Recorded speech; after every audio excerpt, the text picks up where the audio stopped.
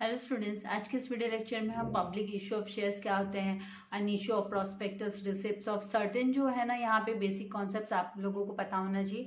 उसके बारे में जर्नल एंट्री स्टार्ट करने के पहले उनके बारे में हम सीखेंगे। तो इसका एक्सप्लेनेशन स्टार्ट करने से पहले मैं आपसे रिक्वेस्ट करूंगी कि अगर अभी तक आपने मेरे चैनल को सब्सक्राइब नहीं किया तो चैनल को सब्सक्राइब कीजिए एंड चैनल लिंक अपने फ्रेंड्स के साथ शेयर करना मत भूलिएगा। तो public issue of shares it is a most common and popular practice. ये बहुत ही कॉमन एंड पॉपुलर प्रैक्टिस है।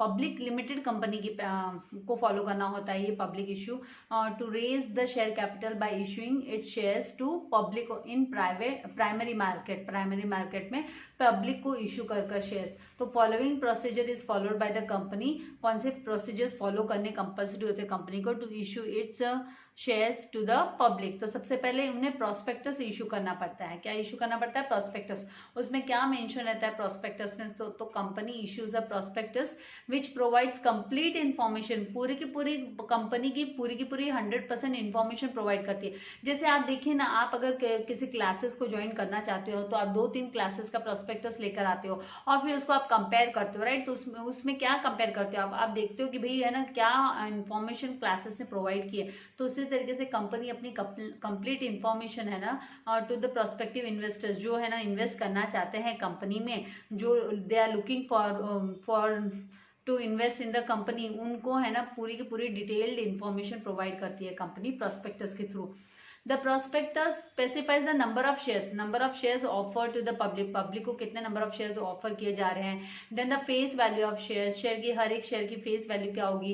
And the amount to be paid on application के दौरान कितना अमाउंट पे करना होगा बंदे को, अलॉटमेंट के दौरान कितना, और कॉल्स के टाइम पे कितना अमाउंट पे करना होगा। Now second, receipt of application. जब रिसिप्ट ऑफ एप्लीकेशन की बात आती है तो द इंटेंडिंग सब्सक्राइबर जो है ना सब्सक्राइब करना चाहते हैं to the shares are required, मतलब प्रोस्पेक्टिव सब्सक्राइबर इंटेंडिंग सब्सक्राइबर उसे है ना require to the shares are required to send their application. तो फिर उनको है ना एप्लीकेशन फॉर्म है ना together with the application money के साथ में है ना, एप्लीकेशन फॉर्म के साथ एप्लीकेशन मनी पर्टिकुलर डेट को, जो डेट स्पेसिफाई की जाती है कंपनी के द्वारा, उस डेट को जमा कराना होता है। And the company makes its application form, और company application form available to the public को अवेलेबल करा के देती है थ्रू इट्स ब्रोकर्स। उनके ब्रोकर्स होते हैं, एजेंट्स होते हैं बैंक्स के थ्रू, क्योंकि कंपनी को है ना सेपरेट बैंक अकाउंट खोलना पड़ता है एप्लीकेशन मनी के लिए एंड एप्लीकेशन कलेक्ट करने के लिए। As per section 39(2) of the Companies Act 2013, the amount payable on application on every security or share shall not be less than 5%। 5% से कम नहीं होना चाहिए, नॉमिनल अमाउंट का 5% से कम नहीं होना चाहिए। और सच परसेंटेज और amount as may be specified, या फिर है ना जो SEBI security exchange board of India के द्वारा जो अमाउंट स्पेसिफाई किया जाता है उतना amount by making regulations in this behalf. तो उसी के अकॉर्डिंगली फिर कंपनी को वो यहाँ पर एप्लीकेशन का मनी वो लेने के लिए बोला जाता है, कम से कम 5%। नाउ अलॉटमेंट शेयर्स की जब बात आती है तो इसका अलॉटमेंट का मतलब होता है डिस्ट्रीब्यूशन ऑफ शेयर्स। एप्लीकेशन के बाद का जो स्टेज होता है, स्टेप होता है, प्रोसीजर होता है, वो होता है अलॉटमेंट ऑफ शेयर्स। तो as per section 39(1) of companies act 2013, no allotment of any shares of company offer to the public for subscription shall be made unless the amount stated in the prospectus। जितना amount है ना state किया गया, बताया गया है prospectus में as the minimum amount has been subscribed, उतना मिनिमम अमाउंट सब्सक्राइब्ड होना चाहिए। And the sums payable on application for the amount to be stated have been paid, उतना पे किया गया, रिसीव किया गया कंपनी के द्वारा बाय चेक और other instrument complying all legal requirements. जितने भी सारे लीगल रिक्वायरमेंट्स उन सबको फुलफिल करने के बाद में ही जो डायरेक्टर्स है वो प्रोसीड करते हैं अलॉटमेंट प्रोसीजर पर, वो अलॉटमेंट के प्रोसीजर पे आगे बढ़ते हैं।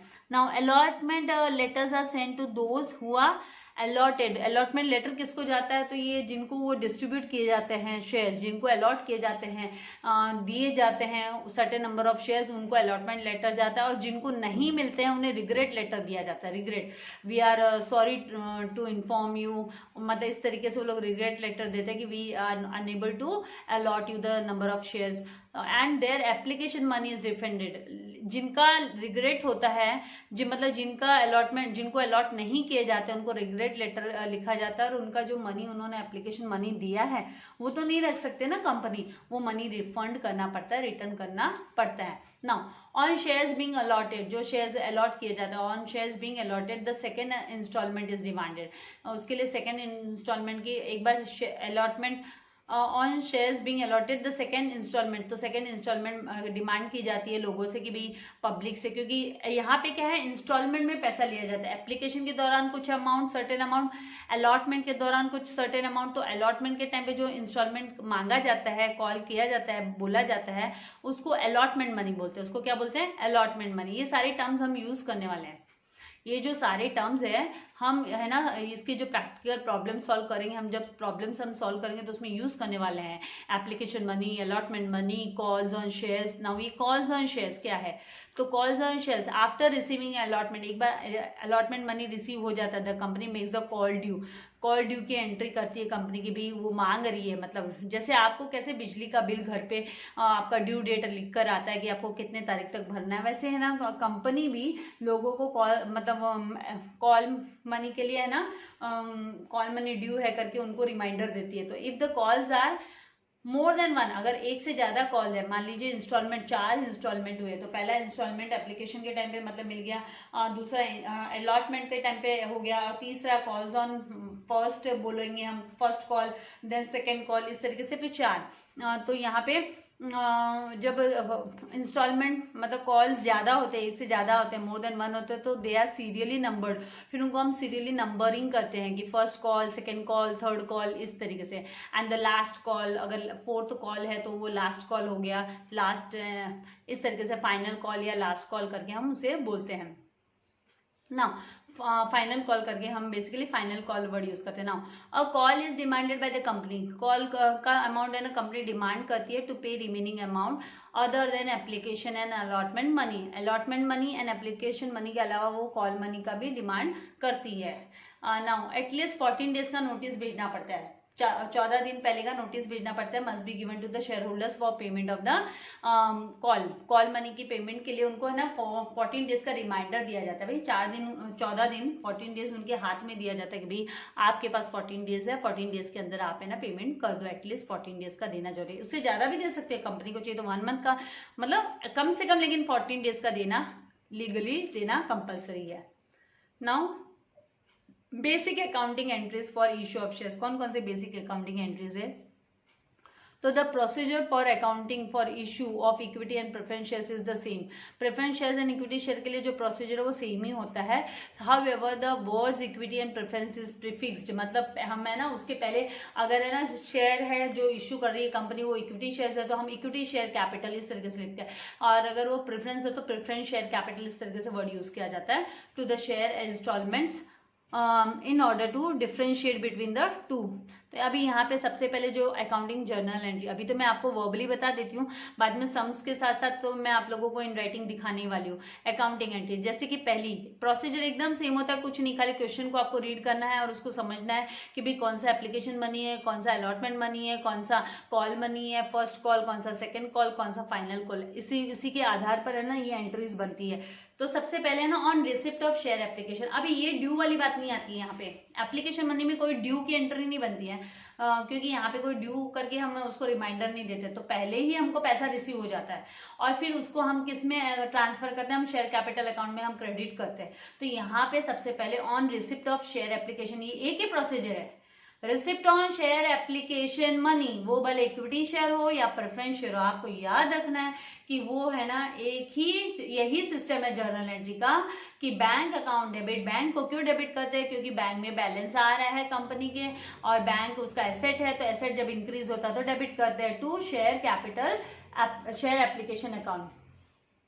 नाउ इसके नरेशन जो लिखेंगे, बिंग एप्लीकेशन मनी ऑन जितने भी नंबर ऑफ शेयर्स है at the rate of per share received, then share application money is a part of share capital, ये किसका, ये क्या होता है, पार्ट होता है शेयर कैपिटल का, ये शेयर कैपिटल का हिस्सा होता है, सो इट इज ट्रांसफर्ड, इसीलिए हम इसको शेयर कैपिटल अकाउंट में क्या करते हैं, ट्रांसफर कर देते हैं तो जो ट्रांसफर की एंट्री होती है वो सेकंड एंट्री होती है। पहले कभी भी आप याद रखो कि इस जो शेयर इक्विटी शेयर ये चैप्टर में यहाँ पे सबसे पहले bank account to share application करके आता है और फिर उसको ट्रांसफर किया जाता है। और इसके बाद है ना सारा उल्टा होता है, पहले ड्यू का मतलब पहले ट्रांसफर का ड्यू का एंट्री और फिर मनी रिसीव का एंट्री आता है। तो यहाँ पे शेयर एप्लीकेशन अकाउंट को हम डेबिट कर देंगे क्योंकि ये अभी यहाँ से पैसा तो निकल गया, ये डेबिट हो गया, एक तरीके से ये कैंसिल हो जाएगा। टू शेयर कैपिटल करके हम लिखेंगे क्योंकि क्रेडिट किसके अकाउंट में होगा तो शेयर कैपिटल में, क्योंकि कैपिटल जो कंपनी का वो इंक्रीज होगा तो टू शेयर कैपिटल हम लिखेंगे।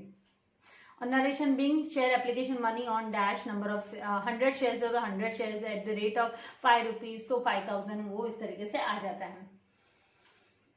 Now on share allotment due की एंट्री कैसे होती है, पहले आप है ना उसकी ड्यू की एंट्री दिखा देते हो। तो वो कैसे दिखाते हो, share allotment account debit to share capital करके आप दिखाओगे, क्योंकि वो यहाँ पे share allotment account debit to share capital account दिखाओगे और उसके बाद में अलॉटमेंट मनी आपको रिसीव होगी तभी आप दिखाओगे on allotment money receive bank account to share allotment account being share allotment money on dash number of shares at the rate of dash पर शेयर रिसीव।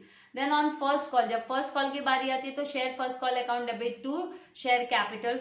ये तो ड्यू वाली एंट्री, ड्यू में आपको पहले ना जो भले वो फर्स्ट कॉल हो सेकंड कॉल हो या अलॉटमेंट हो, ड्यू में पहले उनको डेबिट करना होता है आपको और शेयर कैपिटल को आप क्रेडिट करते हैं। फिर बाद में जब पैसा रिसीव होता है तो उनको on first call money receive में bank account debit to share first call account करके आप लिखते हैं।